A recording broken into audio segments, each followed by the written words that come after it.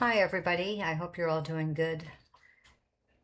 This article is from somebody I know, and I am using it with permission, but I wanted to do a brief narrative on it. It's not the exact article, but it definitely is enough of it for everybody to get the general consensus of where it's going and what it represents.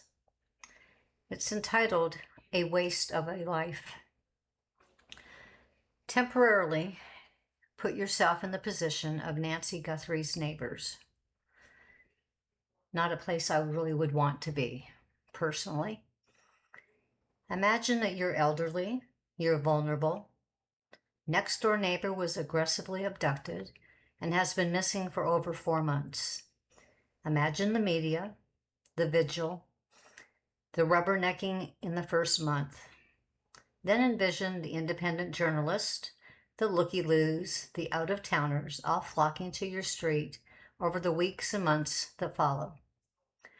Remember those leather weirdos from Chicago and their photo shoot? Remember the costumed characters and the drunk airline steward, the food deliveries, the reenactments? Gosh, that would be tiring. But is there a scenario in which you, as a compassionate neighbor, sitting in your $1 million home, set back on an acre of private property with beautiful surroundings, would feel compelled to go out to the crime scene, out to that hallowed ground, just to call someone else a waste of a life? Yeah, me either, because I'm sure you're all thinking, no, I would never do that. So obviously, I'm going to be interested in any person that exhibits aggressive, controlling behavior at a crime scene. I'm interested in any neighbor that inserts themselves into this case negatively. I'm interested in the type of person that can live next to someone for decades and then call those trying to keep Nancy's name alive and relevant a waste of a life. Personally, I find it appalling. I find it disgusting. And this person is Nancy Guthrie's next door neighbor, Allison. Her own behavior sparked by interest, and she is certainly interesting to the case, both in proximity and the associates. Allison has been married at least twice. She has 3 children. One of her kids from her first marriage owns a roofing company that employed a known neighborhood kidnapper, Clay. Clay's family still owns the home across the street. There's a map that's going to be attached to this so you can see it. Alice's son and Clay are exactly the same age and likely grew up together. Allison's roofer son also does full property renovations on the side, and the family seems to be invested in providing long and short-term rentals to snowbirds and the folks that come into town for the annual gem show.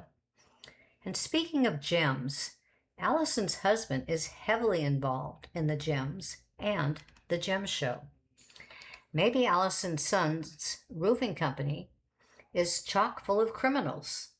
Maybe they were working in the neighborhood and scouted Nancy's property from the adjacent roof.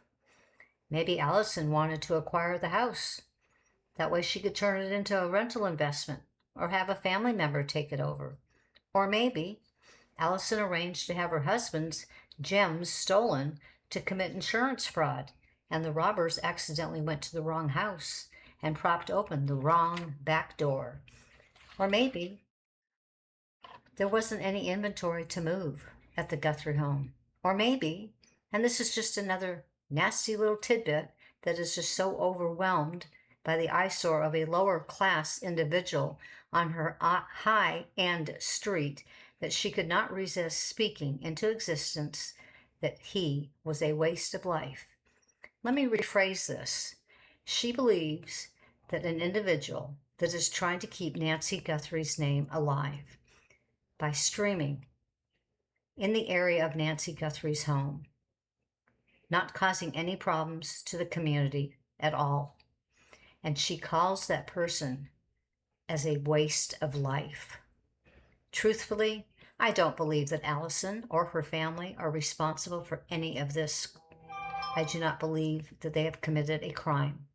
But I do think it's well within the realm of possibility that the collective attitude of the residents on Nancy Street, namely Sue Ellen and Allison, could be a factor in the targeting of Nancy. The Catalina Foothills Association, of which both of these ladies have been on the board, is surprisingly rapid, elitist, and overreaching. How can we ignore the pervasive neighborhood culture when it keeps rearing its ugly head in this story and investigation? So I am not accusing anybody of anything. I gave scenarios.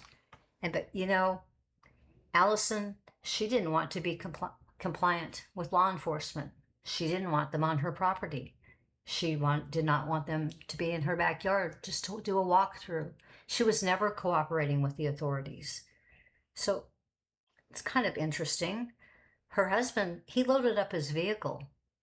I believe it was 3 or 4 days after the abduction, filled it with different boxes that everybody assumes were gems, and he left and disappeared for several days. It is possible that possibly Nancy was not the target. Maybe it was the gemstone house. But putting all of that aside, the Sue Ellens and the Allisons of the Catalina Foothills, they should be ashamed of themselves. They are disgusting human beings. And for them to call out to anybody that person's life is a waste, that is just, to me, it's appalling. For anybody, especially some people that claim to have cared for Nancy and are so sad that she disappeared. But yet, the people that are trying to keep her name alive, because the media, mainstream media, law enforcement, nobody's giving us any information. We get it. They want to hold some of these things tight to the vest, if they have any information to be holding tight to the vest. But these people, to me, are not just disrespecting the streamer that they called a waste of a life. They are just being disrespectful to Nancy Guthrie. And that's all I have to say on this issue.